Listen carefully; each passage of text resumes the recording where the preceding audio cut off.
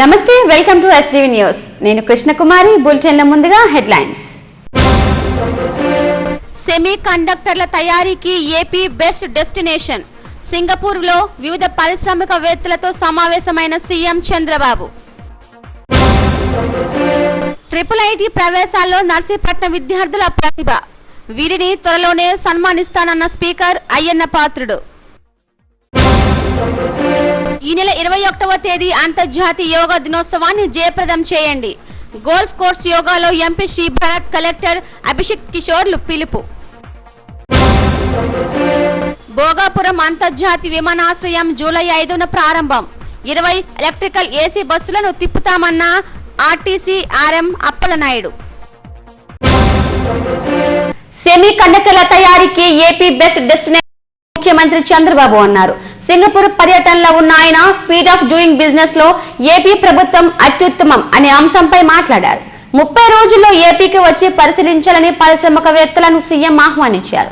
Semi కండక్టర్లపై SEMICON ఏకో system సదస్సుకు ఆయన హాజరై పవర్ పాయింట్ ప్రెజెంటేషన్ ఇచ్చారు. అత్యుత్తమ నగరంగా అమరావతి రూపుదిద్దుకుంటుందని, సరికొత్త ఆలోచనలతో అవకాశాలను వినియోగించుకోవాలని అన్నారు.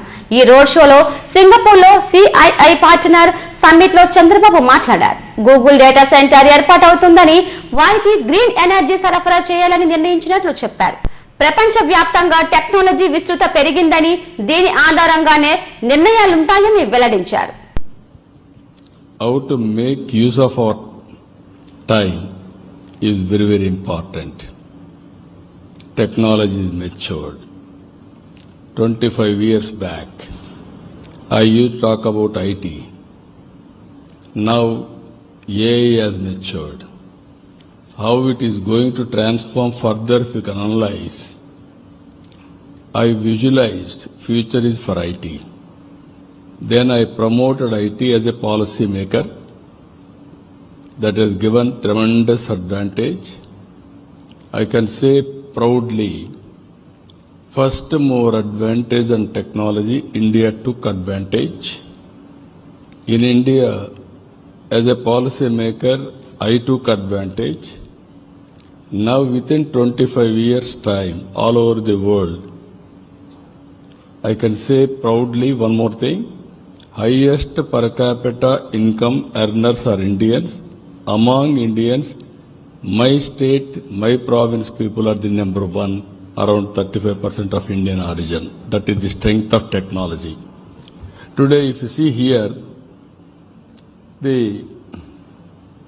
branded city, in this future city people first, inclusion, equity, nature, opportunity, that is livable city.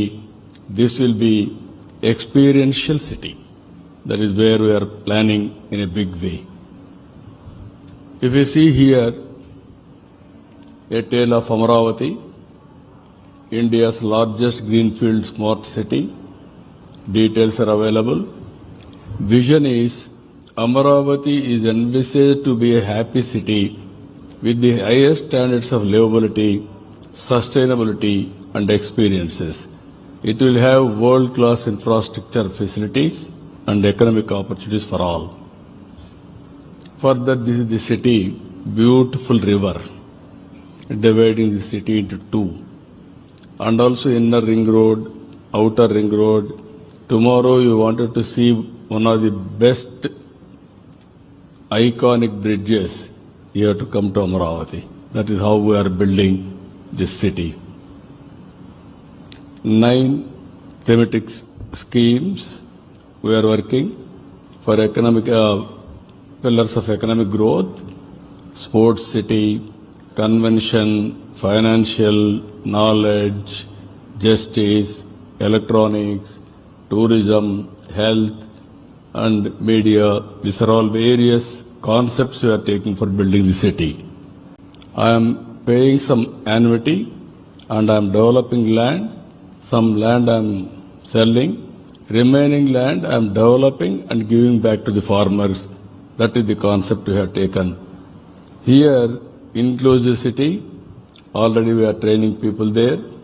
Urban mobility and connectivity, street networks nearly 600 kilometers, tree-centric, under the climatic response system, environment sustainability, 30% of area will be green, 4,060 kilometers green buffers, 683 public parks, 1,500 acres open space.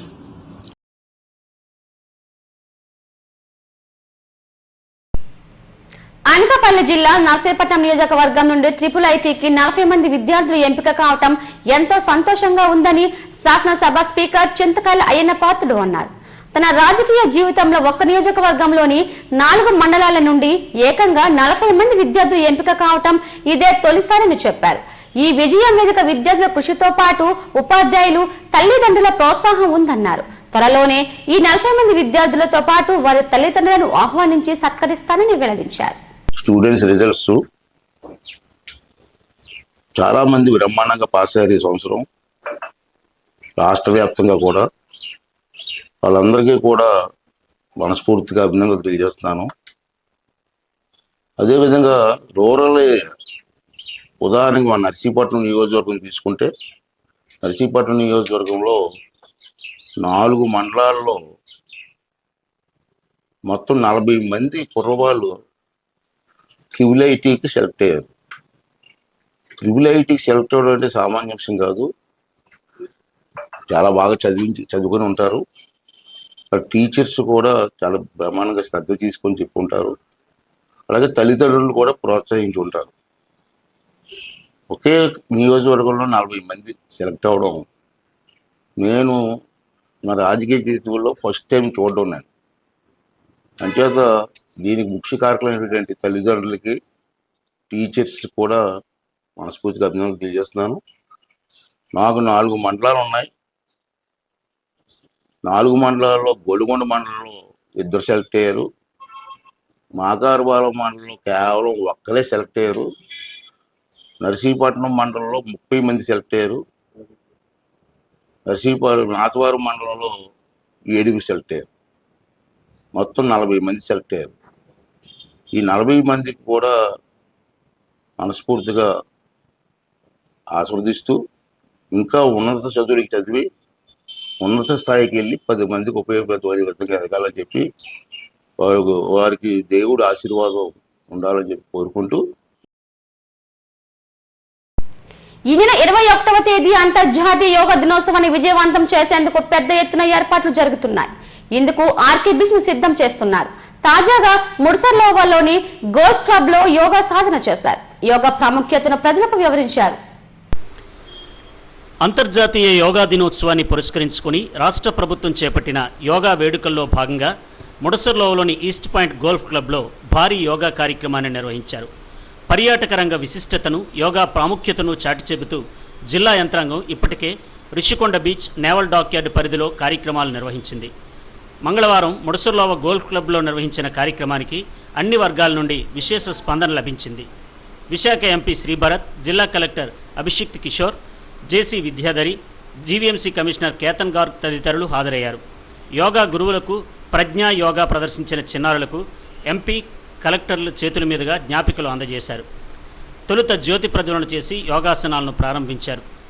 గత ఏడాది స్ఫూర్తితో ఈ నెల 21న జరిగే అంతర్జాతీయ యోగా దినోత్సవ వేడుకల్లో ప్రజలందరూ భాగస్వాములు కావాలని ఎంపీ భరత్, జిల్లా కలెక్టర్ అభిషిక్త్ కిషోర్లు పిలుపునిచ్చారు. గత ఏడాది ప్రధాని మోడీ, ముఖ్యమంత్రి చంద్రబాబుల ఆధ్వర్యంలో లక్షలాది మంది పాల్గొని గిన్నిస్ వరల్డ్ రికార్డు సాధించారని గుర్తు చేశారు. ఈ ఏడాది కూడా వేడుకలను విజయవంతం చేయాలని, ఆర్కే బీచ్లో జరిగే యోగా డేలో ప్రజలందరూ భాగస్వాములు కావాలని పిలుపునిచ్చారు. ఈ ఇంటర్నేషనల్ యోగా డే అంటే 12వ అంతర్జాతీయ యోగా దినోత్సవం కోసం లీడింగ్ అప్ ఈవెంట్స్ ప్రతి డిస్ట్రిక్ట్లో లాస్ట్ ఇయర్ చేసినట్టు ఈ ఇయర్ కూడా చేయాలనే ఆలోచనలో ఈసారి కొత్తగా గోల్ఫ్ క్లబ్ ఈ బ్యాక్గ్రౌండ్ త్రూ చేస్తే ఎట్లా ఉంటుంది అని అన్నారు. మరి బాగుందండి, ఇట్లా చాలా బాగుంది. రోజు మనకు గోల్ఫ్ క్లబ్ వాళ్ళు యోగా డే కాబట్టి మనకి ఇచ్చారు. Really beautiful venue. ఇంకా చాలా మందికి తెలియదు మనకి విశాఖపట్నంలో కూడా అద్భుతమైన ఒక గోల్ఫ్ కోర్స్ మనకు ఉంది అని. అండ్ కొత్తగా ఈ క్లబ్ హౌస్ కూడా వచ్చింది. సో అది కూడా అంతర్జాతీయ ప్రమాణాలతో పెట్టారు. సో ఇట్లాంటి ఒక మంచి వెన్యూ ఎక్స్పోజ్ చేయడం అనేది కలెక్టర్ గారికి మంచి ఆలోచన. అప్రిషియేట్. అండ్ పొద్దునే అందరూ వచ్చి చేస్తున్నారు. మరి నా కోరిక అదే, మరి ఏదో ఒక యోగా డే కోసం చేయడం కాదు, ఇది ఒకసారి స్టార్ట్ చేసిన తర్వాత మీ జీవితంలో ఏదో ఒక భాగం అవ్వాలి. దీని ద్వారా మీ ఆరోగ్యము, మీకు మనశ్శాంతి ఉండాలి, అన్నీ. ఫస్ట్ ఆఫ్ ఆల్ చాలా సంతోషంగా ఉంది ఇలా అందరినీ కలుసుకోవడం, ఇలా ఎక్కువజామున ఇలా యోగాంధ్ర సందర్భంగా మనందరం ఈస్ట్ పాయింట్ గోల్ఫ్ క్లబ్కి వచ్చి ఇలా యోగా చేయడం చాలా హ్యాపీగా ఉంది. First of all I would like to thank management of east point golf club for letting us use the premises. And ఈరోజు మన యోగా కార్యక్రమానికి అందరూ చాలా మంది hoteliers, travel agents, industry representatives అందరూ కూడా రావడం జరిగింది. I extend my heartful gratitude to all of you. మన విశాఖపట్నంలోని టూరిస్ట్ ప్లేసెస్ని మనమే ప్రామినెంట్గా చేసుకోవాలి అని చెప్పి మీరు అందరి రోజు ముందుకు రావడం చాలా సంతోషంగా ఉంది. వైజాగ్ మీ అందరికీ తెలుసు, డెవలప్మెంట్లోను టూరిజంలోను we're on the forefront, not just in the state and also in the country at this moment to champion this cause. ఈరోజు మనందరూ ఇక్కడ కలవడం యోగా. ఈ కార్యక్రమంలో గోల్ఫ్ క్లబ్ కార్యదర్శి ఎస్విఆర్ రాజు, ఉపాధ్యక్షులు PS Varma, general manager brigadier Satya, living heart స్కూల్కు చెందిన అరుణకుమారి, డిఆర్డీఏ పీడీ, టూరిజం అధికారులు పాల్గొన్నారు. భోగాపురం అంతర్జాతీయ విమానాశ్రయాన్ని జూలై 5వ తేదీన ప్రధాని నరేంద్ర మోదీ, సీఎం చంద్రబాబులు ప్రారంభించనున్నారు. ఈ నేపథ్యంలోని రవాణా రంగంపై ఆర్టీసీ అధికారులు దృష్టి సారించారు. ఈ నెలాఖరులోగా 20 ఎలక్ట్రికల్ ఏసీ బస్సులను సిద్ధం చేస్తున్నారు. 2 రూట్లలో ఈ బస్సులు నడుపుతారు. కూర్మన్నపాలెం, ఎన్ఏడి, గురుద్వారా, మధురవాడ, మాలిక వలసల మీదుగా ఒక రూట్ ను ఏర్పాటు చేశారు. గాజువాక, సింథియా, కాన్వెంట్ జంక్షన్, ఉడా పార్క్, బీచ్ రోడ్, మాలిక వలస మీదుగా భోగాపురం ఎయిర్పోర్ట్ కు చేరుకునే ఈ 20 ఎలక్ట్రికల్ బస్సులు తిరుగుతాయంటున్న ఆర్టీసీ ఆర్ఎం అప్పలనాయుడుతో మా bureau chief Chittibabu face to face. Bhogapuram airport July నెలలో ప్రారంభమవుతున్న నేపథ్యంలో ట్రాన్స్పోర్ట్ విషయంలో చాలా ముఖ్య పాత్ర పోషిస్తున్నటువంటి ఆర్టీసీ ఆర్ఎం గారు మనతో ఉన్నారు, అప్పలనాయుడు గారు. వారిని అడిగి మరిన్ని వరకు తెలుసుకుందాం. ఎలాగా భోగాపురం ఎయిర్పోర్ట్ ఎట్లాగా ట్రాన్స్పోర్ట్ ఎట్లా ఏర్పాటు చేశారు? అందరికీ నమస్కారాలు అండి. ప్రస్తుతం ఉన్న సమాచారం ప్రకారం జూలై 5 నుండి ప్రారంభిస్తారన్నది తెలుస్తుంది. దీని తగ్గట్టుగా ఏపీఎస్ఆర్టీసీ తరఫున సిటీ నుండి భోగాపురం ట్రాన్స్పోర్ట్ చేయాలన్నది బాధ్యత అప్పచెప్పడం జరిగింది. దీనికి ప్రభుత్వం నుండి మా కార్పొరేట్ ఆఫీసెస్ నుండి కూడా 20 బస్సులు అయితే శాంక్షన్ అయ్యాయి. అవి కూడా సిద్ధంగా ఉన్నాయి, ఆటోమేటిక్గా వచ్చే పరిస్థితి ఉంది. ఈ నెలాఖరికల్లా వచ్చేస్తాయి. ఈ అన్నిటికీ కూడా రూట్ కూడా ఫ్రేమ్ చేశాం. ముఖ్యంగా ఏంటంటే గాజువాక ఆ ఏరియా నుండి కనెక్టివిటీ ముందు ఎయిర్పోర్ట్ అటే ఉంది కాబట్టి అక్కడ కోర్మన్పాలెం నుండి గాజువాక నుండి స్టార్ట్ అయ్యి ఇటు ఎన్ఏడి, తర్వాత గురుద్వార్ మీదుగా, మద్దిలపాలెం మీదుగా, వెంకోజపాలెం మీదుగా అటు మధురవాడ, తగరపవలస మీదుగా వెళ్ళి భోగాపురం వెళ్ళడం జరుగుతుందండి. అదేవిధంగా ఇంకో రూట్ కోర్స్ ఏంటంటే అదే రూట్లో మళ్ళీ రావడం జరుగుతుంది. హైవేలో, పూర్తి హైవేలో. రెండో రూట్ ఏంటంటే ఇటు గాజువాక, కోర్మన్పాలెం నుండి బయలుదేరి ఇటు కొత్త గాజువాక, మల్కాపురం, సింధియా, కాన్వెంట్ జంక్షన్ నుండి రైల్వే స్టేషన్ మీదుగా ద్వారకా బస్ స్టేషన్లో కూడా అవుట్ సైడ్గా అది పెట్టుకోవడానికి పరిస్థితి ఉంటుంది. తర్వాత ఇటు ఉడా పార్క్ టచ్ చేసుకొని, ఉడా పార్క్ నుండి బీచ్ రోడ్డు మీదుగా అది హైటీ హిల్స్ టచ్ చేసుకొని, రుషికొండ హైటీ హిల్స్ టచ్ చేసుకొని, అది హైటీ హిల్స్ తర్వాత అది మారికి వలస టచ్ చేసుకొని హైవేలో కనెక్ట్ అయ్యేలాగా ప్లాన్ చేస్తాం. అదేవిధంగా రిటర్న్లో కూడా అదే జర్నీస్లో చేయడం, మేము సర్వే చేయడం కూడా జరిగింది. ఎక్కడ ట్రాన్స్పోర్ట్ చేస్తే బెటర్ ఇలాగా మేము. అదేవిధంగా జీవీఎంసీ అండ్ అందరం కూడా జిఎంఆర్ ఎయిర్పోర్ట్ మొత్తం పరిశీలించి అక్కడక్కడ కియోస్కోలు అంటే ఒక పాయింట్స్ పెట్టుకొని, అది జిఎంఆర్ ఎయిర్పోర్ట్ ముందు ముఖ్యంగా ఆటోనగర్లో ఒకటి, అదేవిధంగా ఎన్ఏడిలో ఒకటి, తర్వాత గురుద్వార్లో ఒకటి, వెంకోజీపాలెం ఒకటి, ఈ రకంగా కియోస్కీలు పెట్టి అక్కడ కూర్చోవడానికి వసతులు జిఎంఆర్ ఎయిర్పోర్ట్లో పెట్టుకోవడానికి, అదే పర్మిషన్స్ గురించి కూడా ముఖ్యంగా తెలియజేయడం, కలెక్టర్ గారు ఇచ్చిన ఆదేశ ప్రకారంగా సిద్ధం చేస్తున్నాం. ఆర్టీసీ ప్రకారంగా ఎంతో త్వరగా వెళ్తే, అంటే మధ్యలో ట్రాఫిక్లు సిగ్నల్స్ ఉన్నాయి కాబట్టి ఏ రూట్లో అయితే త్వరగా వెళ్తుందో ఆలోచిస్తున్నాం. ఏ రూట్లో ప్రయాణికులు ఉండే అవకాశం ఉందో ఇవన్నీ ఒకసారి కనెక్టివిటీ స్టార్ట్ అయ్యాక మాకు యాక్చువల్ పొజిషన్ తెలుస్తుంది.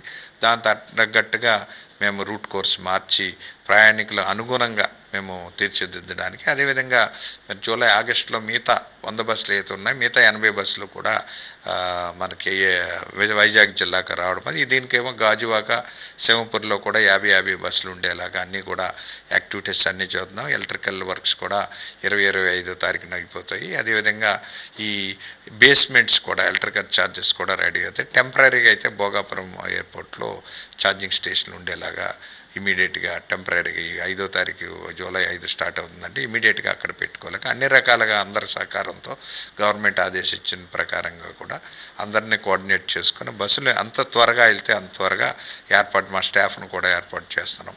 ఈ రకంగా ఏర్పాట్లు అన్నీ కూడా సిద్ధం చేస్తామండి. అంటే 20 బస్సులు ఫుల్ ఎలక్ట్రానిక్ బస్సులు, తర్వాత ఏసీ బస్సులు కూడా ఉంటాయి సార్. ఇవన్నీ కూడా ఎలక్ట్రికల్ 12 మీటర్స్ బస్సులు, పొడవు ఉన్న బస్సులు. అదేవిధంగా ఇది ఎలక్ట్రికల్ బస్సులతో పాటు ఫుల్ ఏసీ ఉంటాయి. ఇవన్నిటి కూడా ఏసీ ఉంటుంది. దాని తగ్గట్టుగా స్పెషల్ ఫేర్ ఉంటుంది. ఫేర్ కూడా డిఫరెంట్గా ఉంటుంది. ఈ రకంగా అందరికి అందుబాటులో చేసేలాగా పూర్తిగా ఏర్పాట్లు చేస్తామండి. రద్దీ ఎంత, మార్కెట్ ఎలా ఉండబోతుంది అంటే గతంలో? మేము ఆల్రెడీ కొన్ని బెంగళూరు కానీ, హైదరాబాద్ సిటీ కానీ, పుష్పక్ బస్సులు అక్కడైతే హైదరాబాద్ తిరిగి అక్కడ ఏ రకంగా అవుతున్నాయో కూడా మేము కూడా స్టడీకి వెళ్ళడం జరిగింది. ముఖ్యంగా ఏంటంటే ప్రయాణికులు టైంకి వెళ్ళాలనే దృక్పథంతో కొద్దిగా వెళ్ళేటప్పుడు క్యాబుల్లో ఎక్కువ వెళ్ళిపోతున్నారు. రిటర్న్లో ఒకేసారి ఫ్లైట్ వస్తుంది కాబట్టి రిటర్న్లో ఎక్కువ 1/3 రిటర్న్లో రావడం జరుగుతుంది. ఆ రకంగా విశాఖపట్నానికి ప్రత్యేక పరిస్థితి ఉంది కాబట్టి ఎక్కువ బస్సులే ఎక్కువ ఆధారించే అవకాశం ఉంది. కియోస్కీలోనే అన్నీ ఉంటాయి. ఎర్లీగా క్యాబుల్లో రావచ్చు. ఇంకో దాంట్లో మేము కొన్ని పాయింట్స్ అయితే పెట్టామో ఆ పాయింట్లో పాసింజర్స్ వచ్చి ఉంటారు. ఏసీలో అది ఉంటుంది. దాని తర్వాత ఈ పబ్లిక్ ట్రాన్స్పోర్ట్ అయితే చీపర్ రేట్, తక్కువ రేట్లు వెళ్ళాలన్నది. క్యాబ్లో అయితే చాలా రేట్ వెళ్తుంది. పబ్లిక్ ట్రాన్స్పోర్ట్ అయితే ఈ కూడా ఏసీ బస్సులు, కొత్త బస్సులు కాబట్టి హైదరాబాద్ కంటే ఇక్కడ ఎక్కువ ఆక్యుపెన్సీ వచ్చే అవకాశం ఉందండి. అంటే జనరల్గా మీరు చెప్పిన 2 రూట్లోనే ఉంటుందండి, లేకపోతే ఇంకా రూట్లు అని పెంచుతారు? మేజర్గా విశాఖపట్నంలో మేజర్ కారిడార్ ఈ 2 రూట్లు ఆల్మోస్ట్ కవర్ అయిపోతుంది 80% వరకు. ఎన్ఏడి కవర్ అయితే అన్ని కనెక్టివిటీ అన్నిట్లోనూ ఉంటుంది. ఇది సింధియా వైపు అన్నిట్లో ఉంటుంది కాబట్టి మెజారిటీ కవర్ అవుతుంది. ఇంకేమైనా అక్కడక్కడ ఫాస్టర్ తీసుకెళ్ళడానికి వయా పెందుర్తి మీదగా ఏమైనా పెడితే ఆలోచిస్తాం కూడా ఉంది. ఎందుకంటే దాని అనుకున్నంత పికప్ ఉండాలి. ఈ రూట్లు అయితే అన్నీ కనెక్ట్ అవుతాయి కాబట్టి వచ్చే 20 బస్సులే కాబట్టి ఈ కనెక్టివిటీ ఉంచాలన్నది ఉందా. ప్రయాణికులు ట్రెండ్ని బట్టి మేము ఆ రూట్ కూడా పరిశీలనలో ఉందండి. దానికి కూడా ఆలోచిస్తాం. ఎప్పుడు స్టార్ట్ చేస్తారు సార్ ఈ బస్సు? ఈ బస్సులు ఎయిర్పోర్ట్ది కన్ఫర్మేషన్ వచ్చాక జూలై 5 అన్నది కన్ఫర్మేషన్ వచ్చాక ఆ జూలై 5 లోపే కన్ఫర్మ్ చేసుకొని ఈ బస్సులు అన్నీ రోడ్డు మీదకి ఎక్కించడానికి ట్రయల్ రన్స్ అన్నీ రెడీ చేస్తామండి. మాకేమీ పెద్ద లేట్ ఏమి ఉండదు. మేము అన్నీ 5 లోపలనే ఈ బస్సులన్నీ కూడా రంగం సిద్ధం చేసేయడానికి సిద్ధంగా ఉన్నది ఏపీఎస్ఆర్టీసీ. ఇది జూలై 5వ తేదీన ప్రధానమంత్రి నరేంద్ర మోడీ భోగాపురం ఎయిర్పోర్ట్ ప్రారంభిస్తున్న నేపథ్యంలో అందుకు ప్రయాణికులకు ట్రాన్స్పోర్ట్కి అన్ని ఏర్పాట్లు చేశామని ఆర్టీసీ ఆర్ఎం అప్పలనాయుడు గారు చెప్తున్నారు. కెమెరా శ్రీనివాస్తో చిట్బాబు హెచ్డివి విశాఖ నుంచి. రాష్ట్ర వ్యాప్తంగా రుతుపవనాలు విస్తరించాయని విశాఖ వాతావరణ కేంద్రం అధికారి శ్రీనివాస్ తెలిపారు. రాగల 24 గంటల్లో భారీ వర్షాలు కురుస్తాయని వెల్లడించారు. గడిచిన 24 గంటల్లో కొన్ని ప్రాంతాల్లో ఉరుములు, మెరుపులతో కూడిన వర్షాలు కురుస్తాయన్నారు. పార్వతీపురం, మన్యం జిల్లా బాలాజీపేటలో అత్యధికంగా 7 సెంటీమీటర్ల వర్షపాతం నమోదైందని చెప్పారు. దక్షిణ కోస్తాలో ఏర్పడిన ద్రోణి ప్రభావంతో రాగల కొన్ని గంటల్లో కొన్ని చోట్ల తేలికపాటి వర్షాలు కురిసే అవకాశం ఉందని తెలిపారు. నమోదవడం జరిగింది. ఉత్తరాంధ్రలోనూ ఇటు దక్షిణ కోస్తాలో కూడా జరిగింది. హైయెస్ట్ రైన్ఫాల్ చూస్తే ఇటు పార్వతీపురం, మన్యం జిల్లాలో ఉన్నటువంటి బాలాజీపేటలో అయితే 7 సెంటీమీటర్స్ వర్షపాతం అయితే నమోదైంది. నెక్స్ట్ అలాగే విజయనగరం జిల్లాలో ఉన్నటువంటి బొమిల్లో అయితే 5 సెంటీమీటర్స్ వర్షపాతం. అలాగే నెక్స్ట్ శ్రీకాకుళం జిల్లాలో ఉన్నటువంటి కలింగపట్నంలో అనదర్ 4 సెంటీమీటర్స్. ఇలాగ కొన్ని చోట్ల అక్కడక్కడ ఉరుములతో కూడిన జల్లులు అలాగే 2 to 3 సెంటీమీటర్స్ వర్షపాతం నమోదైంది. నెక్స్ట్ కమింగ్ డేస్లో కూడా వర్షపాతం వరకు చూస్తే ఒక మాసం వర్షాలు అక్కడక్కడ కానీ 1-2 చోట్ల కానీ వచ్చే ఇటు ఉత్తరాంధ్రలో దక్షిణ కోస్తాలో వచ్చే ఛాన్స్ అయితే ఉంది. ఇవి ఉరుములతో కూడిన జల్లులు.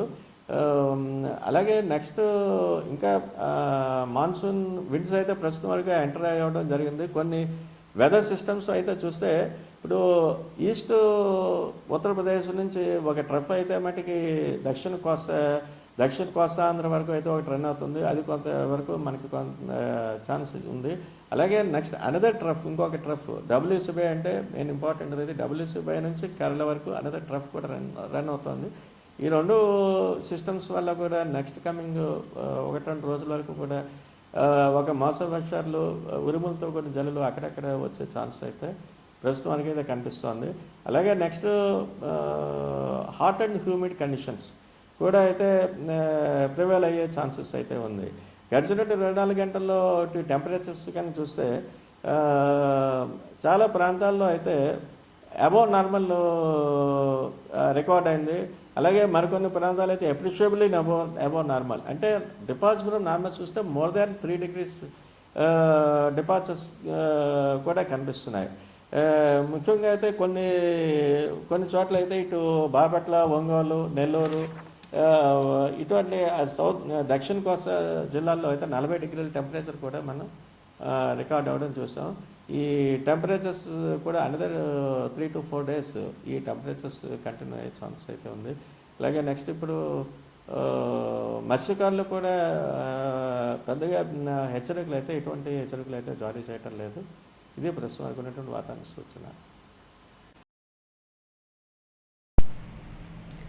అన్ని వర్గాలకు ప్రభుత్వ సేవలు పారదర్శకంగా జవాబుదారీతనంతో అందేలా అధికారులు ప్రత్యేక చర్యలు తీసుకోవాలని జడ్పీ చైర్పర్సన్ జల్లిపల్లి సుభద్ర స్పష్టం చేశారు. జిల్లా పరిషత్ సమావేశ మందిరంలో 1 నుండి 7వ స్థాయి సంఘ సమావేశాలు ఆమె అధ్యక్షతన జరిగాయి.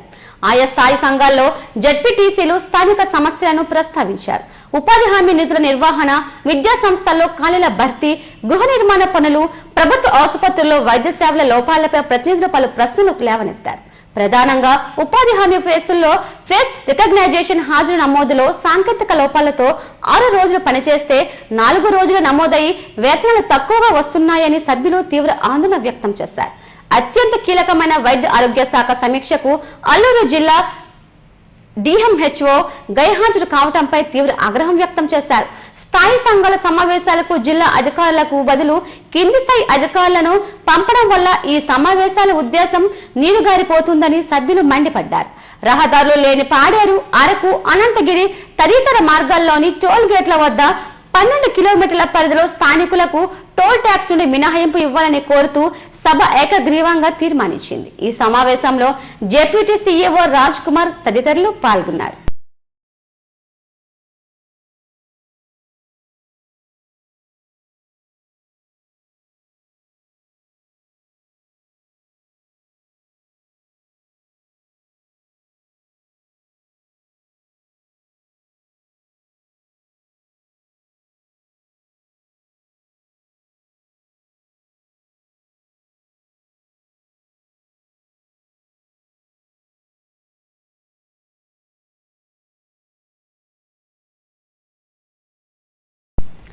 కాకినాడ జిల్లా తునిలో అదృశ్యమైన చిన్నారి జ్ఞానేశ్వరి కోసం గాలింపు చర్యలు కొనసాగుతున్నాయి.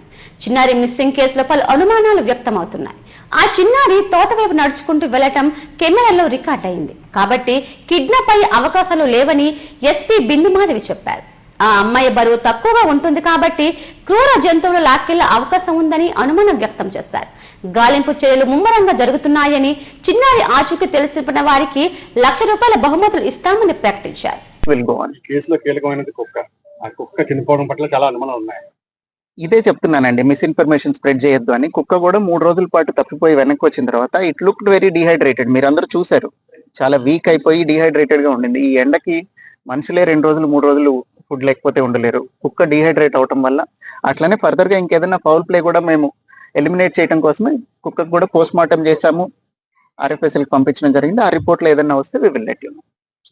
రాత్రి ఒక 2 years పాప CH అగ్రహారం హ్యామ్లెట్ లో దొండవాక విలేజ్ రిలేటెడ్ జ్ఞానేశ్వరి అనే పాప మిస్ అయిందని పోలీస్ స్టేషన్ లో తెలిసి ఇక్కడికి వచ్చి వాళ్ళు కంప్లైంట్ తీసుకొని కేసు నమోదు చేయడం జరిగింది. అప్పుడే వెంటనే ఎఫర్ట్స్ అన్ని స్టార్ట్ చేశారు. పాప మార్నింగ్ అరౌండ్ 11:50కి మిస్ అయితే రాత్రి 8:30కి సమాచారం వచ్చింది పోలీస్కి. రాగానే ఇమ్మీడియట్ గా ANS team, special party and also dog squad వచ్చి సెర్చ్ చేయడం జరిగింది. ఆ తర్వాత నెక్స్ట్ డే నుంచి SDRF కూడా మా సెర్చ్ ఎఫర్ట్స్ లో పాల్గొన్నారు.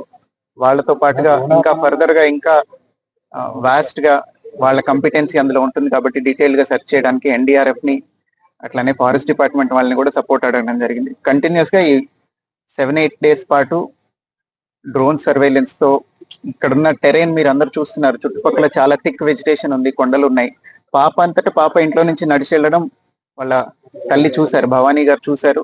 సో నడిచి వెళ్ళిన తర్వాత కంచి దగ్గర వేరే వాళ్ళకి కనిపించింది కూడా పాప, తాతబాబు అనే అతనికి.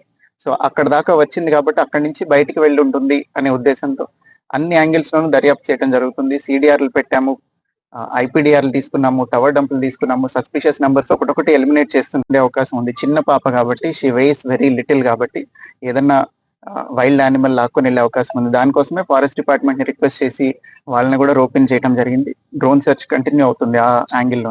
6 పాయింట్లు గుర్తించామన్నారు సార్. 2 days నుంచి కూడా ఎన్డీఆర్ఎఫ్ అన్ని బృందాలు కూడా మొత్తం అడివంతా చెల్లెలు పెట్టారు సార్. ఒక క్లూ కూడా దొరకలేదు. అవునమ్మా, all efforts we are doing so far.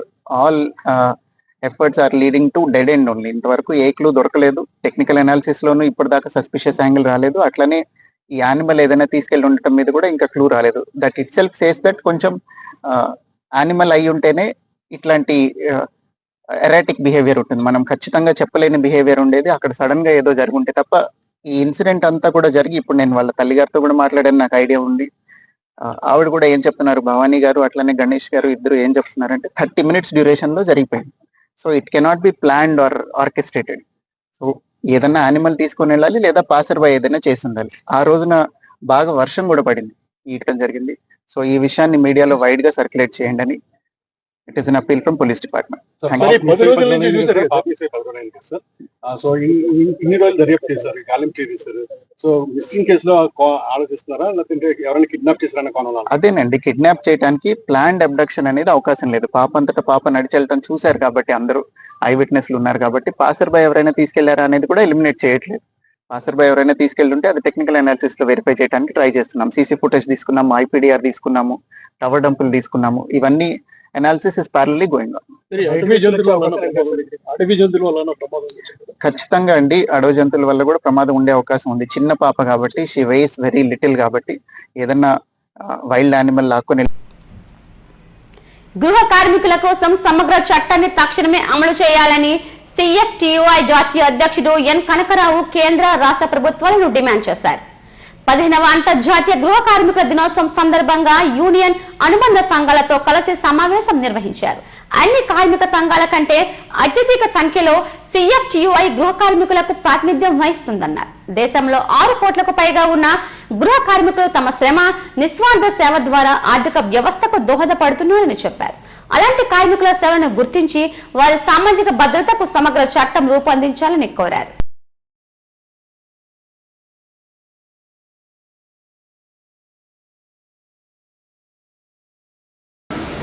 నేను national president confederation of free trade unions of India. ఈరోజు ముఖ్యంగా ఈ ప్రెస్ మీట్ పెట్టడానికి కారణం ప్రపంచ గృహ కార్మిక దినోత్సవం. ప్రపంచవ్యాప్తంగా కూడా ఈరోజు డొమెస్టిక్ వర్కర్స్ అందరూ కూడా సెలబ్రేట్ చేసుకున్న దినం ఈరోజు. ఎందుకంటే ఐఎల్ఓ కన్వెన్షన్ C-189 2011లో అప్రూవల్ అయింది, including India also agreed for that.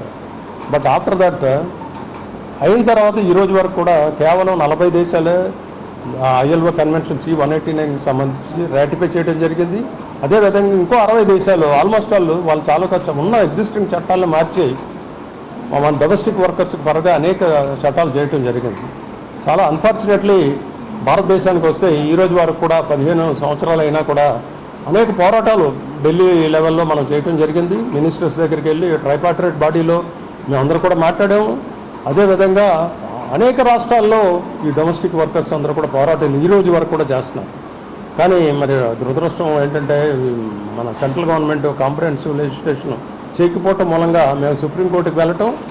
Last year supreme court the then justice Suryakant, ఇప్పుడు present chief justice of India గారు ఒక డైరెక్షన్ ఇచ్చారు. 6 కోట్ల మంది గృహ కార్మికులు ఉన్నారు. వాళ్ళకి ఐఎల్ఓ కన్వెన్షన్ 189 చట్టం తీసుకురావాలి. తర్వాత మాకంటూ ఒక ఈఎస్సి హాస్పిటల్, మాకంటూ పిల్లలకి షెల్టర్, మాకంటూ గృహ కార్మికుల సమగ్ర చట్టం తీసుకురావాలని ఎన్నో 40 దేశాల్లో ఆమోదమైన చట్టాలని మన ఇండియా దేశం కూడా ఆమోదించాలనేసి మేము మన సిఎఫ్టిఐ ఎన్నో నేషనల్ ప్రెసిడెంట్ కనకరావు గారు, అలాగే ఎస్ఎస్ఎల్ఏసి నిషా వీళ్ళందరూ కూడా మనం ఎంతో దీనిగా పోరాడి అందరితో అన్ని దేశాలతో మాట్లాడి తీసుకొచ్చిన చట్టం మన ఇండియాకి, మన గృహ కార్మికులకి చట్టం అనేది తీసుకురాలేదండి. ఇప్పుడు డేటా సెంటర్లపై జరుగుతున్న దుష్ప్రచారాన్ని ప్రజలు నమ్మొద్దంటూ విశాఖ ఎంపీ శ్రీ భరత్ అన్నారు. విశాఖ భవిష్యత్తుకు డేటా సెంటర్లు చాలా కీలకమని తెలిపారు. జీవీఎంసీ మీటింగ్ హాల్లో కమిషనర్ కేతన్ గారితో కలిసి ఆయన మీడియాతో మాట్లాడారు. విశాఖలో ప్రతిష్టాత్మకంగా నిర్మిస్తున్న డేటా సెంటర్లపై కొందరు సోషల్ మీడియా వేదికగా చేస్తున్న దుష్ప్రచారం పూర్తిగా అవాస్తవమన్నారు. ప్రజల్లో అనవసర భయాందోళన సృష్టించేందుకు చేసిన దుష్ప్రచారంగా ఆయన చెప్పారు. డేటా సెంటర్లలో ఏర్పాటుతో నీటి కొరత ఏర్పడుతుందని, పర్యావరణానికి నష్టం ఏర్పడుతుందని ప్రచారం చేయడం బాధ్యతారహితంగా తెలిపారు. వాస్తవానికి ప్రస్తుతం ఉన్న నీటి వనరులు, భవిష్యత్తులో అందుబాటులోకి రానున్న పోలవరం జలాలు, ప్రతిపాదిత డీసాలేషన్ ప్లాంట్లను పరిగణలోకి తీసుకుంటే నగర భవిష్యత్ అవసరాలకు మించి నీటి లభ్యత ఉండబోతుందన్నారు. విశాఖ ప్రాంతంలో సుమారు 400 MLDT నీటి సరఫరా జరుగుతుందని చెప్పారు. భవిష్యత్తులో జనాభా, పరిశ్రమలు, డేటా సెంటర్లు, ఇతర మౌలిక వస్తువుల విస్తరణలు కలిపి గరిష్టంగా 1500 MLD నీరు అవసరమయ్యే అవకాశం ఉందన్నారు. అయితే ఇప్పటికే ఉన్న మౌలిక సదుపాయాల ద్వారా 1243 MLD నీరు సామర్థ్యం ఉండగా, పోలవరం ప్రాజెక్టు ద్వారా అదనంగా 2110 MLDల నీరు అందుబాటులోకి రానుందని వెల్లడించారు. పర్యావరణ పరిరక్షణ పేరుతో కొందరు తప్పుడు ప్రచారం చేస్తూ ప్రజలను తప్పుదోవ పట్టించేందుకు ప్రయత్నిస్తున్నారని ఆరోపించారు. ప్రజలు వాస్తవాలు గుర్తించి అభివృద్ధికి సహకరించాలని కోరారు. ఇక్కడున్న ఫ్యాక్టరీసు, అంటే టౌన్షిప్స్, ఇండివిజువల్ హోమ్స్ అన్నీ కలుపుకుంటే ఇంచుమించు మనకి డిమాండ్ ఒక 470-480 MLD, అంటే మిలియన్ లీటర్స్ పర్ డే. దాంట్లో ఇవాళ ఏంటి అంటే మనము ఆల్రెడీ ఒక 410 million litres per day supply చేస్తున్నాము. మన జనాభా సంఖ్య పెరుగుతుంది, ఎక్కువ ఫ్యాక్టరీస్ విశాఖపట్నానికి వస్తున్నాయి. ఈ ప్రాంతంలో జీవీఎంసీలో ఎక్కువ రీజన్స్ కూడా మనం కలుపుతున్నాము. ఇవన్నీ ఫోర్కాస్ట్ చేసుకుంటే 2026లో మనకి 25 లక్షల జనాభా ఉంటే ఇంచుమించు మనము 2047 లేకపోతే 2040 కల్లా మనం డబుల్ అవుతుందని ఎస్టిమేట్. అంటే చాలా అగ్రెసివ్, అంత అవ్వకపోవచ్చు కానీ 2040కి 50 లక్షల జనాభా ఇక్కడికి వస్తారు. ఈ ప్రాంతం చాలా పెరగబోతుంది, ఫ్యాక్టరీస్ రాబోతున్నాయి. దానికి మనకి ఎంత వాటర్ కావాలి? సో ఆ క్యాల్కులేషన్ వాళ్ళు ఇక్కడ చేస్తే ప్రస్తుతం ఉన్న ఈ కెనాల్సు, రిజర్వాయర్సు అంతా మనం చూసుకుంటే ఇన్ఫ్రాస్ట్రక్చర్, వాటర్ గురించి నేను మాట్లాడట్లే, ప్రస్తుతం ఉన్న ఇన్ఫ్రాస్ట్రక్చర్లో మనకి ఆల్రెడీ 1243 MLD సప్లై చేసే కెపాసిటీ ఇవాళ విశాఖపట్నానికి ఉంది. అంత ఎందుకు రావట్లేదు అంటే పోలవరం పూర్తవలేదు కాబట్టి దాంట్లో వాటర్ ఇవాళ ఫ్లో అవ్వట్లేదు. అదనంగా పోలవరం ప్రాజెక్టుతో ఇంకా ఇన్ఫ్రాస్ట్రక్చర్, మౌలిక సదుపాయాలు ప్రభుత్వం యాడ్ చేస్తుంది. ఇప్పుడు ఉన్న ఇన్ఫ్రాస్ట్రక్చరు, యాడ్ అయ్యే ఇన్ఫ్రాస్ట్రక్చర్ రెండు కలిపితే మనకి విశాఖపట్నంకి, అంటే గ్రేటర్ విశాఖపట్నానికి మాత్రమే 2110 MLD మనకి రాబోయే ఒక 2-3 సంవత్సరాల్లో రాబోతుంది. సో మనకి ఎంత కన్జంప్షన్ ఇవ్వాలా? 500, అంటే అవసరం, డిమాండ్ 500. 2110 వస్తే మనకి 4 సార్లు కెపాసిటీ ఉంటుంది. 2040లో ఎంత అవ్వబోతుంది? 2040లో మీరు చూస్తే ఇవాళ మనం పర్ హెడ్ 115 లీటర్లు ప్రతి ఇంటికి సప్లై చేస్తుంటే క్యాల్కులేషన్ బట్టి మనం అది 135 లీటర్స్ పర్ పర్సన్ చేసిన ఆ జనాభా డబుల్, అంటే 25 లక్షల నుంచి 50 లక్షలు అయినా, ఫ్యాక్టరీసు, హోటల్సు, టౌన్షిప్స్ అన్నీ పెరిగినా మన టోటల్ ఎస్టిమేట్ ఏంటి అంటే మనకి 1500 MLD, అంటే దాంట్లో డేటా సెంటర్సు, ఈ స్టీల్ ప్లాంట్లు అన్నీ కలిపి, అంటే ఇళ్లల్లో, నేను ఫ్యాక్టరీస్ కౌంట్ చేయట్లే, ఇళ్లల్లో 1.5-2. అందుకే ఫ్యాక్టరీస్ కన్జ్యూమ్ చేస్తాయి కాబట్టే మనం ఇవాళ ఇండస్ట్రీసు, ఫ్యాక్టరీసు, డేటా సెంటర్స్, ఈ రకరకాల ఇన్వెస్ట్మెంట్స్ మనం తీసుకొస్తున్నాము. సో ఎనర్జీ మేనేజ్మెంట్కి ఇవాళ మీరు చూస్తే ఇక్కడ నాకు డేటా ఉంది. తర్లువాడ, ముడసర్లోవా, రాంబిల్లి అంతా కలిపి మనకి పీక్ లోడ్ అంటే అది రెగ్యులర్గా వాడరు కానీ అంతా కలిపి 700 MVA పీక్ లోడ్. అంటే రోజులో 24 అవర్స్ పీక్ లోడ్ వెళ్ళదు, కొన్ని నిమిషాలు వెళ్ళచ్చు, ఒక గంట వెళ్ళచ్చు. దానికోసం కూడా మనం ఏంటంటే పవర్ లైన్లు సపోర్టింగ్గా ఉండేటట్టు మనము బిల్డ్ చేసుకోవాలి. అండ్ ఈ ఎనర్జీ అనేది రెన్యూబుల్ ఎనర్జీ నుంచి రావాలి అని ఒక గ్లోబల్ మ్యాండేట్ ఉంది. వార్తలు ముగించే ముందు ముఖ్యాంశాలు మరోసారి. సెమీ కండక్టర్ల తయారీకి ఏపీ బెస్ట్ డెస్టినేషన్. సింగపూర్లో వివిధ పారిశ్రామికవేత్తలతో సమావేశమైన సీఎం చంద్రబాబు. IIIT ప్రవేశాల్లో నర్సీపట్నం విద్యార్థుల ప్రతిభ. వీరిని త్వరలోనే సన్మానిస్తానన్న స్పీకర్ అయ్యన్న పాత్రుడు. ఈ నెల 21వ తేదీ అంతర్జాతీయ యోగా దినోత్సవాన్ని జయప్రదం చేయండి. గోల్ఫ్ కోర్స్ యోగాలో ఎంపీ శ్రీ భరత్, కలెక్టర్ అభిషేక్ కిషోర్లు పిలుపు. భోగాపురం అంతర్జాతీయ విమానాశ్రయం జూలై 5న ప్రారంభం. 20 ఎలక్ట్రికల్ ఏసీ బస్సులను తిప్పుతామన్న ఆర్టీసీ ఆర్ఎం అప్పలనాయుడు. ఈ వార్తలు ఇంతటితో సమాప్తం. చూస్తూ ఉండండి SDV న్యూస్. నమస్తే.